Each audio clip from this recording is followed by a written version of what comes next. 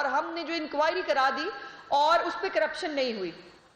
فواد چودھری صاحب کی اطلاع کے لیے کہ اس پہ اربوں روپے کی کرپشن اس پروجیکٹ کے بننے سے پہلے ہوئی ہے. یہ پاکستان کی تاریخ کا وہ پروجیکٹ ہے جو بنا نہیں لیکن اس سے پہلے اس کے اندر اربوں روپے کی کرپشن ہوئی. جو وہاں پر ڈیولپرز ہیں, جو سوسائٹیز تھی, جو ان کو باقاعدہ طور پر انفارمیشن لیک کی گئی, انفارمیشن لیک کر کے انہوں نے زمینیں خریدی اور 1 لاکھ روپے کنال کی زمین جو ہے اس کو 30 لاکھ روپے کے اوپر بیچا گیا, اربوں روپیہ ایک دفعہ پھر عوام کی جیبوں سے نکالا گیا. اور آپ کہتے ہیں کرپشن نہیں ہوئی؟ آپ تو وہ فنکار ہیں کہ جو پروجیکٹ سے پہلے ہی کرپشن کر لیتے ہیں, پروجیکٹ کے بعد کرپشن ہونا نا بہت بعد کی بات ہے. اب میں کچھ فیکٹس آپ کے ساتھ ضرور شیئر کرنا چاہتی ہوں. پہلے تو اس پورے پروجیکٹ کے اندر جو ایک کردار زلفی بخاری صاحب کا سامنے آ رہا ہے, یہ کوئی نئی چیز نہیں ہے. زلفی بخاری صاحب کی تھوڑی سی بیک گراؤنڈ میں آپ کو بتانا چاہتی ہوں.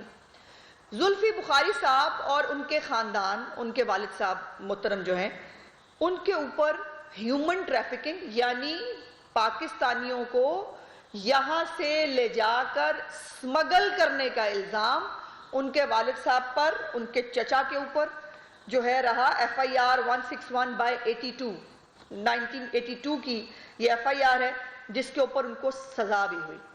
اور اس کے بعد المرتضی ایسوسی ایٹس اور HPM جو ہے یہ کمپنی ہے, ایک مارٹن کیمپ ڈیزائن کمپنی ہے, یہ دونوں کمپنیوں کے ڈائریکٹر تھے موصوف زلفی بخاری صاحب.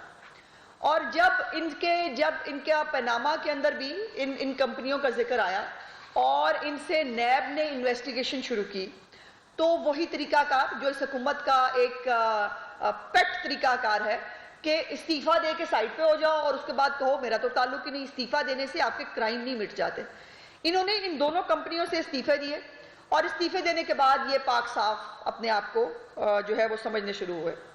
اس میں جو بڑی انٹرسٹنگ بات ہے, ہیومن ٹریفکنگ کا جو الزام تھا اس میں یہ الزام بھی المرتضی ایسوسی ایٹس اور ان کی کمپنیوں پہ ہوا کہ وہاں پر جو آپ کو یاد ہے کہ جس طرح سے ان زمانوں میں وہ کشتیوں کے اندر اور اس کے اندر لوگوں کو سمگل کیا جاتا تھا, کچھ پاکستانی اس کے اندر مارے بھی گئے اور ان پاکستانیوں کے قتل کا جو ہے وہ الزام بھی ان کے اس تمام کے اوپر رہا. اب اس کے اندر نیب کا بڑا انٹرسٹنگ ایک کردار ہے. مجھے چیئرمین نیب صاحب کی کل بھی میں نے ایک سٹیٹمنٹ دیکھی, اس کے اوپر وہ کہہ رہے تھے کہ ہماری جو ہم جو ہے بڑی بڑی مچھلیوں پہ ہاتھ ڈالتے ہیں. اور چیئرمین صاحب کو یہ بھول گیا کہ سیاسی مخالفین جو اس حکومت کے ہیں ان کی پیاری پیاری چھوٹی چھوٹی رنگین مچھلیوں پہ ہاتھ ڈالنے کے شوقین جو ہے انہوں نے اس ملک میں مگر مچھوں کو خالی چھوڑ دیا اور وہ مگر مچھ اس ملک کا آٹا, چینی, ادویات, پیٹرول ہر چیز کھا گئے اور ان مگر مچھوں کے اوپر چیئرمین نیب صاحب ہاتھ ڈالنے سے ڈرتے ہیں. اب یہ بڑی انٹرسٹنگ تاریخ ہے. وہ آپ کو پتہ نا قانون کے نیچے لانا ہے ہمیں, مطلب ایک طاقتور کو, یہ آپ نے سنا ہے بہت دفعہ. اور ریاست مدینہ میں ایک قانون ہوگا سب کے لیے. ذرا ایک قانون جو ہے اس کی ذرا کہانی یہ سنیں کہ شہباز شریف صاحب جن کو عدالت اجازت دیتی ہے, باقاعدہ اجازت نامے کے اندر اس فلائٹ کا نمبر لکھا جاتا ہے کہ وہ کس فلائٹ کے اوپر جا رہے ہیں, اس کے باوجود ان کو روک لیا جاتا ہے. اور زلفی بخاری صاحب, ہمارے پیارے لاڈلے زلفی بخاری صاحب, ابھی عمران خان صاحب حکومت میں نہیں آئے تھے, نگران حکومت میں ECL پہ نام ہوتے ہوئے, بائی دا وے شہباز صاحب کا نام ECL پہ اس وقت نہیں تھا, اور ان کا نام ECL پہ ہوتے ہوئے جہاز میں بیٹھے بیٹھے, رن وے پہ کھڑے ہوئے جہاز کے اندر ان کے بیٹھے ہوئے, اس کا نام ECL سے نکلتا ہے اور موصوف کو لے کر عمران خان صاحب جو ہے وہ پھر ہو جاتے ہیں. اس کے بعد 18 سپٹمبر کو 2018 کو نیب جو ہے وہ ان سے سوالات پوچھتی ہے جس کے اوپر وہ UAE, مالٹا اور باقی جو ان کی آف شور کی کمپنیاں ہیں زلفی بخاری صاحب کی, وہ اس سے ریزائن کر دیتے ہیں. اور بڑی مزیدار بات یہ ہے کہ 5 اکتوبر کو زلفی بخاری صاحب کو ون ٹائم اجازت دی جاتی ہے نیب کی طرف سے کہ آپ ایسا کریں کہ کوئی بات نہیں, آپ کی چھوڑیں, یہاں پہ دفع کریں اس ملک کے قانون کو. یہ آپ چونکہ لاڈلے ہیں سو آپ کو اجازت ہے کہ آپ اس ملک سے ون ٹائم جائیں اور اپنے ڈاکومنٹس لے کر آ جائیں. یہ رعایت شاید دنیا میں، پاکستان میں نہیں، دنیا میں کسی کو نہیں ملی کہ ان کو ون ٹائم اجازت ملی اپنے ریکارڈ کو لانے کی. لیکن اس کے اوپر آلریڈی میڈیا اور تمام لوگ یہ رپورٹ کر رہے تھے کہ 18 سپٹمبر کو پہلے ہی زلفی بخاری صاحب اپنے ڈاکومنٹس کو مینج کر چکے تھے، اس کو فوج کر چکے تھے اور وہاں پوری تیاری کر چکے تھے. اور سو مچ سو اس کے بعد مزیدار چیز ہوتی ہے 20 نومبر 2018 کو.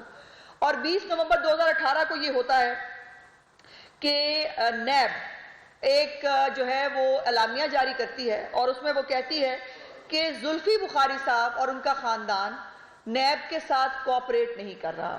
20 نومبر 2018 کو زلفی بخاری صاحب اور ان کا خاندان کوآپریٹ نہیں کر رہا، یہ نیب کہتا ہے.